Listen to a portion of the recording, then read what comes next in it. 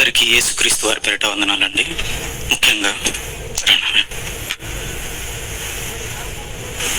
ముఖ్యంగా ఈరోజు సజీవ లెక్కలో ఉంచి మీతో మాట్లాడటానికి ఇచ్చిన అవకాశానికి తండ్రి అనే దేవునికి కృతజ్ఞతలు తెలియజేస్తున్నాను. గడిచిన సంవత్సరం ఐసీయూలో నా విషయమై మీరందరూ ప్రార్థించి, ప్రార్థన మాత్రమే కాకుండా ఆర్థిక సహాయంతో సైతం నా కుటుంబముగా మీరు చూపిన ప్రేమను బట్టి మీ అందరికీ కృతజ్ఞతలు తెలియజేస్తున్నాను. అయితే ఈ సందర్భంగా ఈ మాటలు చెప్పడానికి నన్ను బ్రతికించాడని నేను ప్రగాఢంగా విశ్వసిస్తున్నాను. దయచేసి కొద్ది నిమిషాలు మీరు చాలా మెలకువగా చెబుతున్న ప్రతి మాటను ఆలోచించవలసిందిగా కోరుతున్నాను. మేమిద్దరం కనపడుతున్నాం కానీ దాదాపు 10 సంవత్సరాల కంటే ముందుగా మా ఇద్దరితో ఆత్మీయ స్నేహితులుగా, సహకారులుగా, ఇంకా చెప్పాలంటే మా జత పనివారుగా ఉన్న మరొక ఇద్దరిని దయచేసి స్టేజ్ మీదకి రావాల్సిందిగా కోరుచున్నాను. కె వెంకట సుధీర్ కుమార్ గారు, అలాగే గగన్ ఫ్రమ్ ఆదిలాబాద్, సుధీర్ కుమార్ ఫ్రమ్ ఎర్రగుంట్ల. అయితే మీతో పంచుకోవటానికి నేను రావటానికి మెయిన్ రీజన్ ఏంటంటే, మేమందరం రావటానికి మెయిన్ రీజన్ ఏంటంటే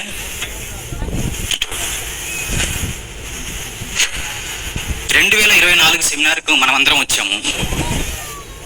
7 సంవత్సరాల క్రిందం 2017లో ఈ ప్రాంగణంలోనే, అనగా ఈ ఆడిటోరియం లేదండి, మనం భోజనం చేసే శాలలో ఎలాంటి టెంట్స్ ఉన్నాయో అలాంటి టెంట్స్ లో సెమినార్ జరిగింది. ఆ సెమినార్కి ఎంతమంది వచ్చారు? దయచేసి చేతులెత్తండి. చాలా సంతోషం, దయచేసి తెంచండి. 2017కు ముందు ఒక 5 సంవత్సరాల ముందు వెళ్తే 2012 క్యాంపస్ 1లో గార్డెన్ ఉన్న ఏరియాలో సెమినార్ జరిగింది. అప్పుడు కమ్మలపాకలో మనం వాక్యం విన్నాం వచ్చిన వారందరూ. దయచేసి 2012 సెమినార్కు ఎంతమంది వచ్చారో దయచేసి ఎత్తగలరు? చాలా సంతోషం. 2012 సెమినార్లో డాడీ గారు ఒక పెద్ద ప్రణాళికను రచించి రెసిడెన్షియల్ బైబిల్ ఓపెన్ యూనివర్సిటీ ప్రారంభించి 2017 కంతా 50 నుంచి 100 మందిని బైబిల్లో ఉన్న భక్తులలాగా ఈ ప్రపంచానికి పరిచయం చేద్దామని ఆయన ఒక ప్రణాళికను సిద్ధం చేశాడు. అయితే 2017లో 16-17లో ఆయన పడిన మనోవేదన మీకు ఎంతమందికి అర్థమైందో నాకు తెలియదు, కానీ 2017 సెమినార్లో ఆయన ఒక మాట అన్నాడండి. ఏంటంటే, నాన్న, నేను బ్రతికున్నా లేకపోయినా ప్రపంచంలో ఉన్న అనేక భాషల వాళ్ళు వచ్చి ఈ మోదవలస ప్రాంతంలో జ్ఞానాన్ని మీ ముందు కూర్చొని నేర్చుకోవాలి. ఆ దిశగా మీరేం పని చేయగలుగుతున్నారు అని ప్రశ్నించాడు.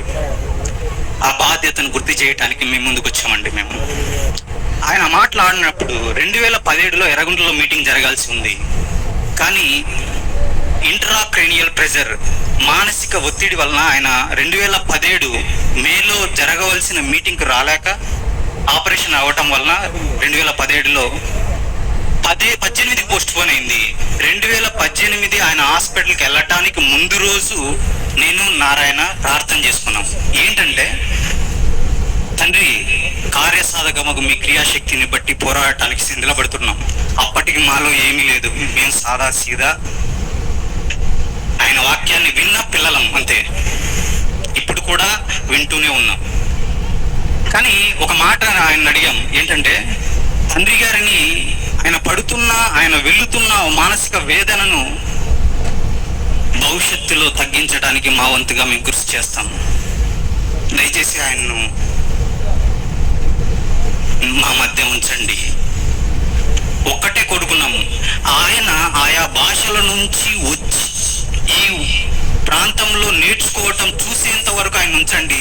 ఆ దిశగా మేము అడుగులు వేయబోతున్నాం, సహాయం చేయమని అడిగాం. ఆయన క్రియాశక్తిని వేడుకున్నాం. అప్పుడు ఏం జరిగిందంటే, 2018 మీటింగ్ మేలో జరిగింది.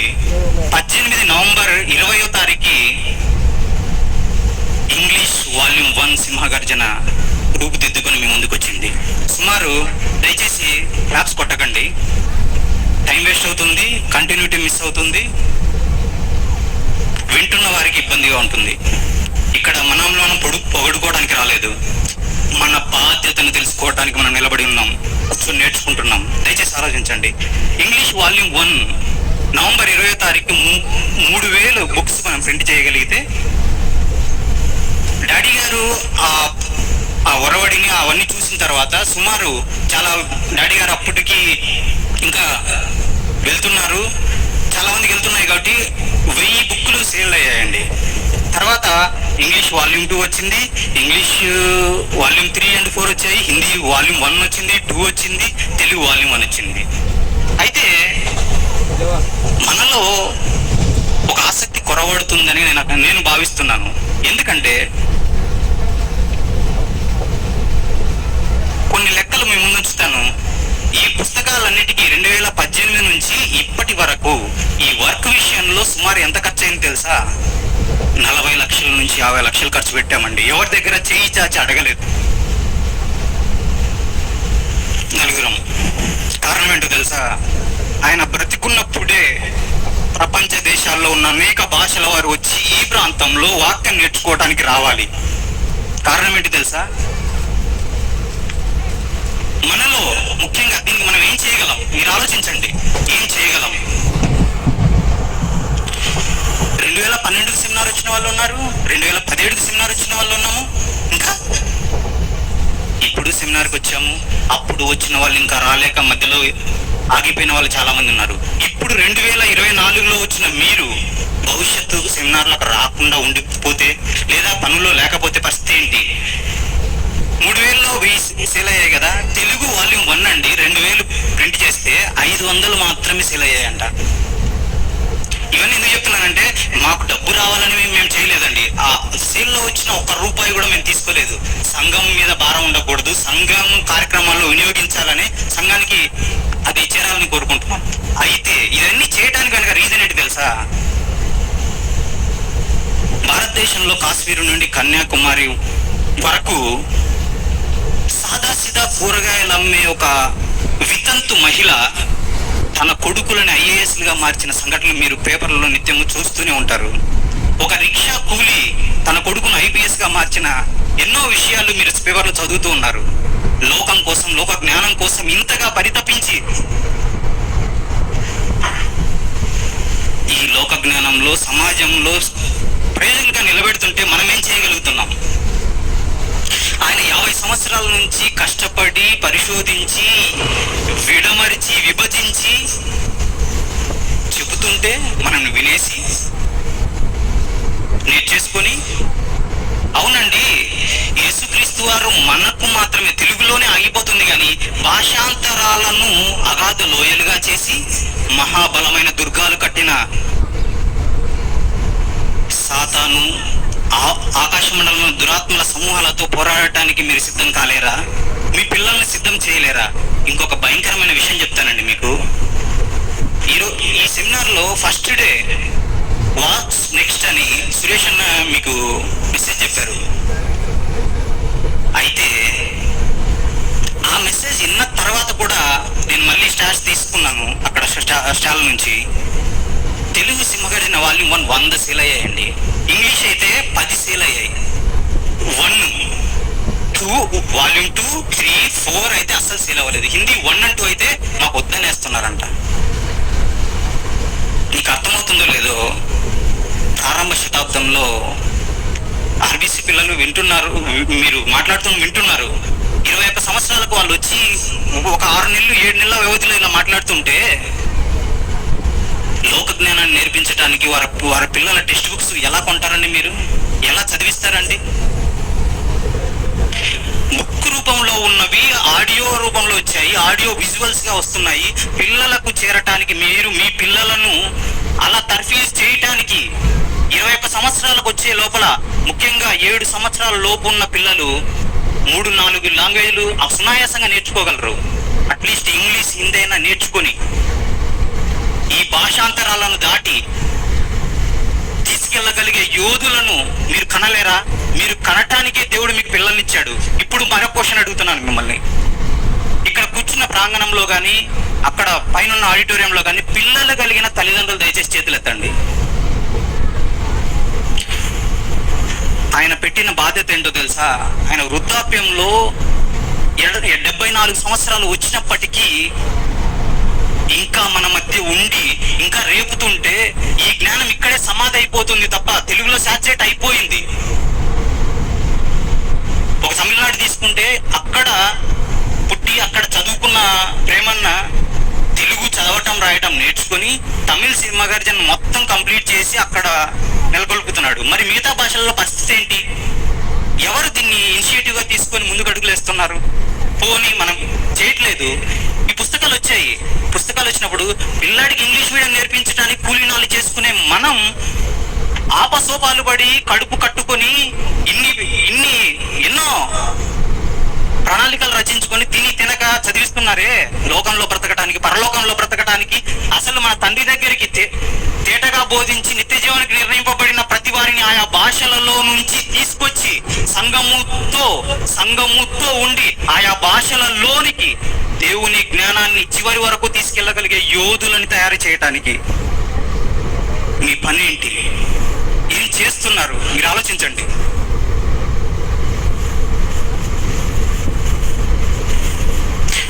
భవిష్యత్తులో మళ్ళీ చెప్తున్నాను, నేను సమయాన్ని ఎక్కువ తీసుకోవాలనుకోవట్లేదు. కంటెంట్ ఎంత భయంకరంగా ఉందో, మన పరిస్థితి ఎలా భయంకరంగా ఉందో ఆలోచించండి. 20 సంవత్సరాలు కట్టిన పరిశోధన ఎంత భయంకరమైన పరిస్థితుల్లో పరిశోధన చేసి ఆయన బయటికి వస్తే ఈ భయంకరమైన సమాజం చేతిలో ఆయన ఒక్కడే ప్రారంభించిన విప్లవం బైబిల్లో రాయబడుతుంది. దావీదు దండు దేవుని మహాసైన్యమగునట్లుగా వచ్చిందని. ఆనాడు యెరూషలేము ముందు యెబూస్ అనే పేరు మీద ఉన్న ఆ ప్రాకారానికి ఒకనాడు దేవుని రాజ్యానికి రాజధానిగా చేసినందుకు యోవాబును సర్వసైనాధిపతిగా దావీదు చేశాడు. ఆ దావీదుకు ఒక మాట ఇవ్వబడింది, దావీదు శత్రువులను ఒకడైనను భూమి మీద ఉండకుండా నిర్మూలన చేస్తానన్న మాట యోనాతాను ద్వారా దేవుడు పలికించాడు, అది రాయించాడు. ఈనాడు యేసుక్రీస్తు వారు రావటానికి ముందుగా ఆయనతో ఒక మాట అన్నాడు, అది దావీదు గారు ప్రవచించారు. నీ శత్రువులను నీ పాదముల కింద పీఠముగా ఉంచు వరకు నీవు నా కుడి పార్శ్వమున కూర్చుండు అన్నాడు. స్వార్థ వెళ్ళిందండి. క్రీస్తు మరణ సమాధి పునరుత్థానాలు వెళ్ళాయి. రాజ్య స్వార్థ వెళ్ళిందా? ఇంతకుముందు తమ్ముడు మాట్లాడాడు ఆర్బీసీలో.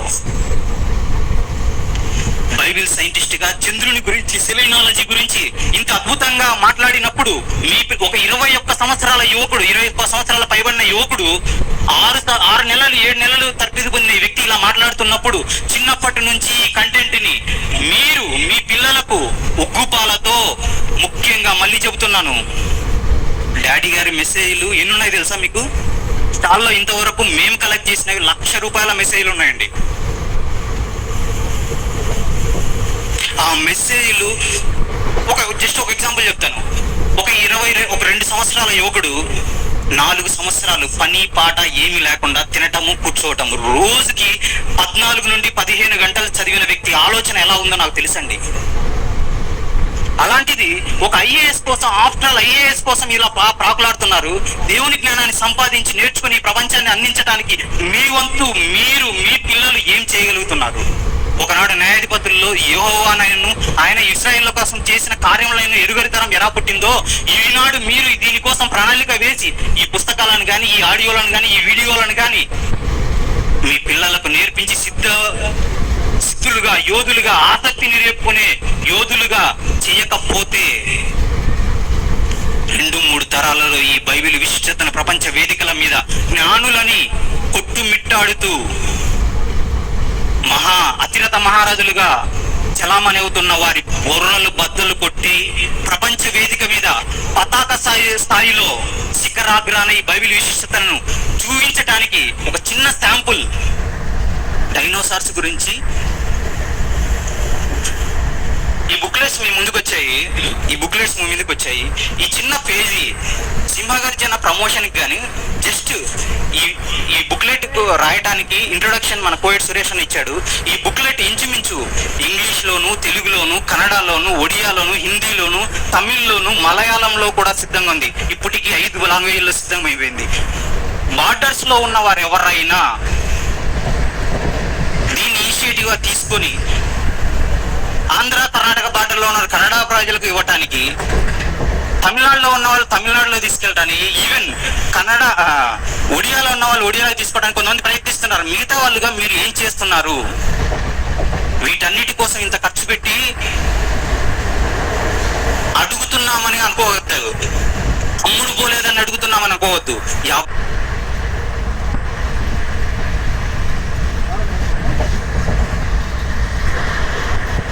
50 సంవత్సరాలు ఆయన పడిన కష్టం, ఆయన చనిపోయే లోపు ఆయన వారసులుగా ఆయన తండ్రి అని పిలిచడానికి అర్హత పొందిన మనం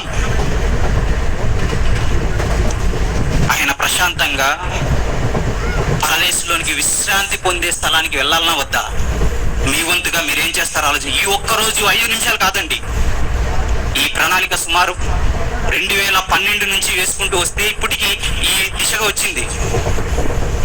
రాబోయే సంవత్సరాలలో ప్రతి సంవత్సరము ఈ జ్ఞానాన్ని నేర్చుకొని ప్రతిరోజు కణకణము మీ శరీరంలో ప్రతి రక్త కణము, ప్రతి ఒక్క ఆలోచన, ప్రతి ఒక్క ఊహ దేవుని జ్ఞానాన్ని తీసుకెళ్ళడానికి ఎలా ముందుకు రాగలరో ఆలోచించండి. సింహగర్జనకు సంబంధించి జస్ట్ ఒక పేజీ, జస్ట్ ఒక 2 నిమిషాల ఆడియో విజువల్ ఉంటుంది చూడండి. భవిష్యత్తులో కార్యసాధకమగు దేవుని క్రియాశక్తిని బట్టి ఇలాంటివి మీ ముందుకు చాలా రాబోతున్నాయి. ఎంత కష్టమైనా చేయడానికి ముందు సిద్ధపడుతున్నాం. టెక్నికల్ గా వర్క్ తెలిసిన వాళ్ళు దయచేసి మీరు సంప్రదించండి. ఈ ఏవీని మాత్రం దయచేసి చూడండి. స్టేజ్ మీద ఉన్న లైట్లు ఆపేయండి. ఈ విషయాల్లో మాకు వెన్నంటి ప్రోత్సహిస్తూ వాక్యం ద్వారా ఇన్ని సంవత్సరాలుగా మమ్మల్ని రేపిన ఆయనతో అనుబంధం వాక్యము ద్వారానే మాకు ఉన్నది. జయశాలి గారికి మా ఆత్మీయ తండ్రి, అలాగే మా యొక్క ఆత్మీయ సహోదరుడు, ఇంకా చెప్పాలంటే స్నేహితుడిగా మేము భావిస్తాం ప్రసన్న అన్నయ్య గారు. ఈ మాట అనటానికి ఆయన అంత ఈ వర్క్ లోని యొక్క తీవ్రతను ఆలోచించి ఆయన అంత ఈ వాల్యూమ్ 1 కానీ 2 కానీ 3 కానీ 4 కానీ ఇంగ్లీష్ లో, హిందీ వాల్యూమ్ 1 and 2 కానీ తెలుగులో వాల్యూమ్ 1 కానీ అన్ని కలర్ పేజీల్లో ఆ పేపర్ ఫినిషింగ్ చూడండి. ఇలా రావడానికి కారణం ప్రసన్న, ఆయన ఇన్స్పిరేషన్, ఆయన మమ్మల్ని సపోర్ట్ చేసిన విధానము. దయచేసి ఈ వీడియో చూసి ఇలాంటి వీడియోలు మీ పిల్లలకు నేర్పి ప్రపంచంలో అనేక భాషలకు మీ జ్ఞానాన్ని, మీ పిల్లల ద్వారా దేవుని జ్ఞానాన్ని తెలియజేయాలని కోరుకుంటూ ఈ మాటలు ముగిస్తున్నాను. ముఖ్యంగా ఇన్ని విషయాల్లో నిలబడ్డామంటే మీ అందరికంటే మేము బలహీనమండి, మళ్ళీ చెప్తున్నాను. అలాంటిది మా ద్వారానే ఇంత కార్యక్రమం చేయడానికి ముందుకు వచ్చామంటే మాకంటే బలవంతులైన మీరు ఎలా చేయగలరో ఆలోచించండి. కాబట్టి ఈ నలుగురు పైకి ఇలా ఉన్నాం కానీ సాతాను తూట్లు పొడి చేస్తుంది అన్ని కోణాల్లో. మా మానసిక పరిస్థితి ఎలా ఉంటుందో మీరు ఆలోచించండి. దయచేసి మా అందరి గురించి, మా కుటుంబాల గురించి ప్రార్థన చేయమని కోరుకుంటూ ఈ ఆడియో విజువల్ చూసిన తర్వాత ఇలాంటి మరిన్ని వీడియోలు రావడానికి యానిమేటెడ్ వర్క్ తెలిసిన వాళ్ళు, వీడియో ఎడిటింగ్ తెలిసిన వాళ్ళు దయచేసి మీ యొక్క సహాయాన్ని భవిష్యత్తులో మేము కోరుతాము. మీరు ముందుకు రావాల్సిందిగా కోరుకుంటాం. మనమందరము టీం వర్క్ గా ఒకనాడు దావీదు దండు దేవుని సైన్యమైనట్టుంది. దావీదు పక్కన యోవాబు మాత్రమే కాదు, మరి ముగ్గురు 30 మంది, 300, 1,09,000 మంది మహాసైన్యం అయింది. అది బైబిల్లో రాయబడింది. వారి పేర్లు, వారి యొక్క వీరోచిత గాథలు, వారి పరాక్రమశాలై ఈ భూమి మీద దావీదు తరంలో దేవుని నామాన్ని, ఇశ్రాయేలీయులలో దేవుడున్నాడని తెలియజేయడానికి వారందరూ అహర్నిశలు కృషి చేశారు. ఇప్పుడు జయశాలి సైన్యంగా, క్రీస్తు సైన్యంగా చేరిన మనమంతా ఏం చేయాలనుకుంటున్నారో నిర్ణయాన్ని మీకు వదిలేస్తున్నాను. ఈ ఒక్కరోజు కాదు, రాబోయే 10-20 సంవత్సరాలు మనం ఏం చెయ్యాలి. మనం చస్తే, ఒక మాట చెప్తున్నాను నేను, మనం చస్తే శత్రువు నిలుచున్న యుద్ధ భూమిలో ఫ్లాట్గా పడిపోవటం కాదు, మళ్ళీ చెప్తున్నాను, ప్రాణం విడవటానికి ఇలా పడిపోండి. ఈ మాట ఎంత ఇంటెన్సిటీతో మాట్లాడుతున్నాను మీకు అర్థం కావాలి. ఎందుకు తెలుసా? శత్రువు యొక్క పాదాలు తగిలి వాడిని కింద పడేయాలి. మన శవం కూడా మన పని మాత్రమే కాదు. మీరు ఆలోచించండి, మంచి నిర్ణయం తీసుకుంటారని కోరుకుంటూ అందరికీ మళ్ళొకసారి వందనాలు తెలియజేసుకుంటూ ముగిస్తున్నాను.